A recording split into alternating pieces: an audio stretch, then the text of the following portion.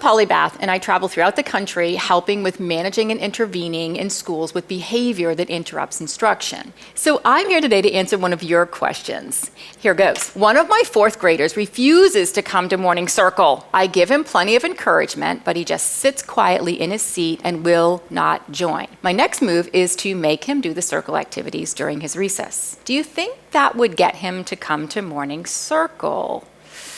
Whew. That's a good question. First of all, I'm going to say no on the doing it at recess time.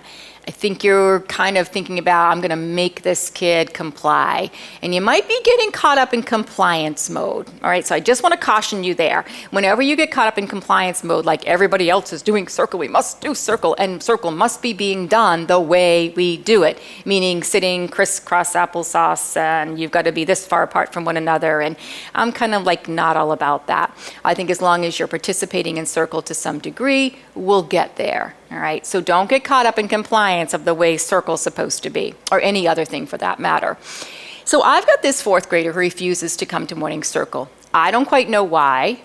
Here's the good news. If they're sitting there in their seat and they won't join in, but they're not tossing chairs in the back of the room, then that's the good news. You can manage that. If I go into a power struggle in trying to pull this kid into circle, I could make the situation worse. Remember, ever heard this saying, "You can't make me"? Well, there's really some truth to that. You can't make somebody do something they're not going to do at that moment. I can invite you, I can encourage you, I can ask you a question from afar while the rest of us were in circle, like, "Hey, what do you think of that?" You know, and call you by name, and you might put your head down or you might answer. That's the best I can do. Because you're in the room, you are participating in circle to some degree with the other kids. Keeping you isolated at recess time and doing circle activities one-on-one just negates the whole purpose of circle. So let that piece go. Keep working with that child.